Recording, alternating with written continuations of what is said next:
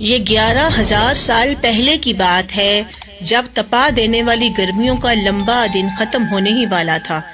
سورج کی شدید تپش کم ہوتے ہی لوگ گھر سے باہر نکلنے لگے تھے، اور جاتے جاتے بھی سورج کی کرنیں اس چھوٹے سے علاقے کی خوبصورتی کو اور بڑھا رہی تھی۔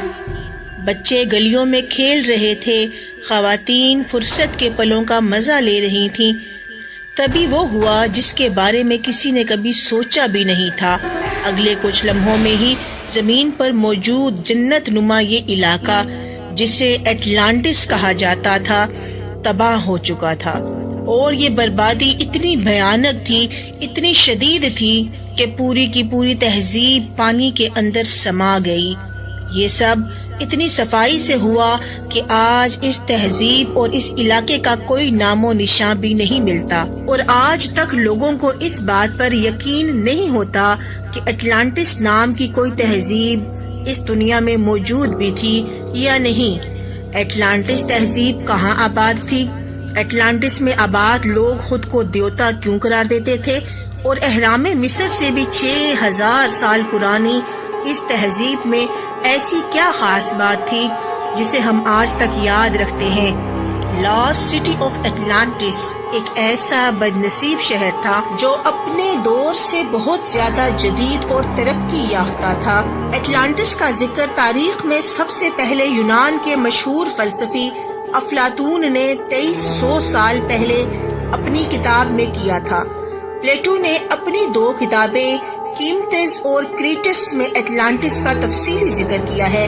افلاطون کے مطابق یہ شہر اس کے وقت سے 9,000 سال پہلے اس دنیا میں موجود تھا۔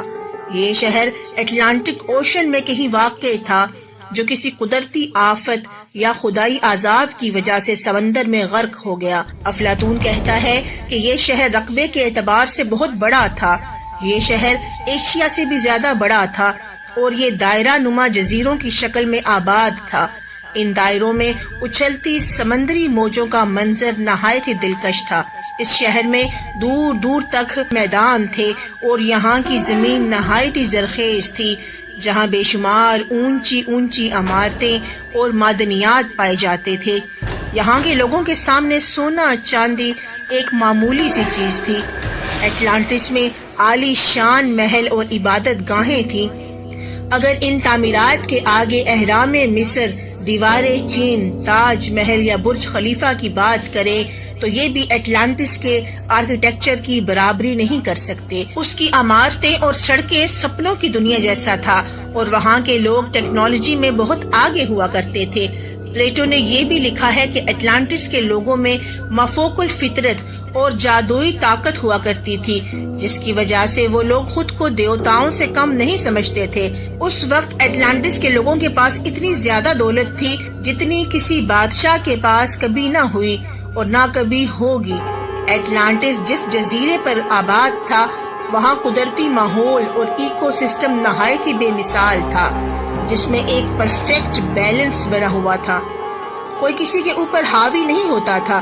اٹلانٹس کی جدید ترقی کے متعلق ماہرین نے لکھا ہے کہ اس قوم نے وزنی چٹانوں کے ذریعے اونچی اونچی عمارتوں کو بنانے کے علاوہ شیفے سے توانائی حاصل کرنے کا طریقہ بھی ایجاد کیا تھا، جبکہ ان کے بحری جہاز کام کے لیے ساری دنیا میں جاتے تھے۔ کہا جاتا ہے کہ اٹلانٹس کے لوگوں کو کائنات کے بارے میں ہم سے زیادہ علم تھا۔ ان کے پاس کھیتی باڑی کے بھی نت نئے طریقے اور تکنیک تھی، جسے وہ لوگ بڑے پیمانے پر استعمال کیا کرتے تھے۔ پلیٹو نے اٹلانٹس میں دیوتا کے بنے ایک عظیم مورتی کا بھی ذکر کیا ہے، جو خالی سونے کا بنا تھا اور جسے سمندر کے دیوتا کے طور پر پوجا جاتا تھا۔ یہ بھی کہا جاتا ہے کہ وہاں کے لوگوں کے پاس ایسی مخصوص ٹیکنالوجی تھی جس کی مدد سے وہ ہوائی سفر بھی کیا کرتے تھے۔ لیکن ایک طرف جہاں افلاطون نے اٹلانٹس کے لوگوں کی تعریف کی ہے، تو دوسری طرف ان کی خامیوں اور ان کے گناہوں کو بھی بیان کیا ہے۔ پلیٹو کے بقول انہی وجوہات سے اٹلانٹس تہذیب پر خدا کا قہر نازل ہوا تھا۔ دراصل یہ لوگ اپنی ٹیکنالوجی اور طاقت کی نشے میں چور خود کو دیوتا سمجھنے لگے تھے۔ انہوں نے اپنے علاقے کو مزید طاقتور بنانے کی خواہش میں دوسرے علاقوں پر حملہ کرنا شروع کر دیا اور بے شمار معصوم شہریوں کا قتل عام کیا۔ وہ سوائے ایتھنز کے تمام یورپ اور مغربی ممالک پر قبضہ کر چکے تھے، یہاں تک کہ اٹلانٹس کے لوگ نہایت ہی عیش پسند ہو گئے اور ہر طرح کے گناہوں میں ملوث ہو گئے۔ اس کا نتیجہ یہ ہوا کہ جنت کہے جانے والے اس اٹلانٹس کو خدا کے عذاب کا سامنا کرنا پڑا۔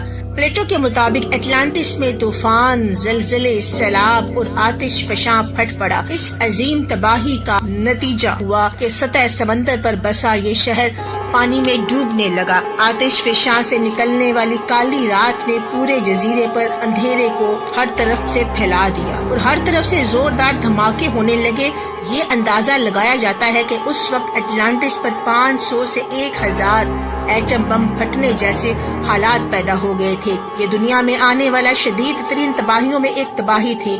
اٹلانٹس کے لوگ ادھر ادھر بھاگ رہے تھے کہ کئی لوگ سمندر میں کود گئے، کئی لوگ اگلتے پتھروں کی سنگباری سے جل کر راکھ ہو گئے، زمین پھٹنے لگی اور کئی جاندار اس میں سمانے لگے۔ دیکھتے ہی دیکھتے سارا شہر سمندر میں ڈوب گیا اور اٹلانٹس کا یہ علاقہ صفحہ ہستی سے ایسا مٹا گویا وہاں کبھی کچھ موجود ہی نہیں تھا۔ کئی مورخین نے اٹلانٹس کو محض پلیٹو کا ایک افسانوی شہر قرار دیا ہے، لیکن ہر زمانے میں تاریخ داں یہ دعویٰ کرتے رہے ہیں کہ یہ شہر سچ میں کہیں موجود تھا اور آج بھی بحر اوقیانوس کے زیر سمندر میں دفن ہے۔ ایسا مانا جاتا ہے کہ آج بھی بحر اوقیانوس کے کچھ آئی لینڈز اٹلانٹس کے ہی ڈوبے ہوئے زمینوں کے کچھ حصے ہیں جو آج بھی اسی حالت میں رہ گئے ہیں۔ اٹلانٹس کو سمندر میں تلاش کرنے کے لیے ایکسپرٹس نے جاپان کے یوناگونی آئی لینڈ کے قریب ایک جانچ کیا۔ سمندر کی گہرائیوں میں ڈائیو کرنے پر دیکھا گیا کہ یہاں پہاڑ نما سیڑھی کے اسٹرکچر موجود تھے۔ اس اسٹرکچر کی ہائٹ ایک ایوریج بلڈنگ کے برابر تھی۔ جب ایڈوانس ٹیکنالوجی کے ذریعے سمندر کے اس حصے کی جانچ کی گئی تو انسانی آنکھیں حیران رہ گئیں جب اس جگہ کی 3D ماڈل کو ہزاروں سالوں بعد دنیا کے سامنے لایا گیا، جہاں شاندار محل نما شہر اور عالی شان عمارتیں موجود تھیں۔ لوگوں کی آنکھیں پھٹی کی پھٹی رہ گئیں۔ آرکیولوجسٹ کا ماننا تھا کہ ہزاروں سال پہلے یہ شہر سمندر کے اوپر ہوا کرتا تھا، جہاں انسانی تہذیب آباد تھی۔ روحانیت اور اسلام میں اگر ہم اٹلانٹس کے متعلق جاننے کی کوشش کریں تو مختلف نظریات پائے جاتے ہیں۔ کچھ ماہرین کا کہنا ہے کہ اٹلانٹس میں بسنے والے لوگ دراصل انسان نہیں بلکہ دوسری دنیا کے مخلوق تھے جو 10,000 سال پہلے اس دنیا میں آئے اور یہاں آباد ہو کر عظیم الشان تہذیب کی بنیاد رکھی تھی اور پوری دنیا کو لکھنے پڑھنے اور جدید تکنیک کے علم سے نوازا تھا۔ یہ بھی قیاس کیا جاتا ہے کہ اٹلانٹس میں بسنے والے لوگ انسان نہیں بلکہ جن تھے، کیونکہ اس طرح اڑنے کی صلاحیت اور غیر معمولی قوت انسانوں کو کبھی نہیں ملی۔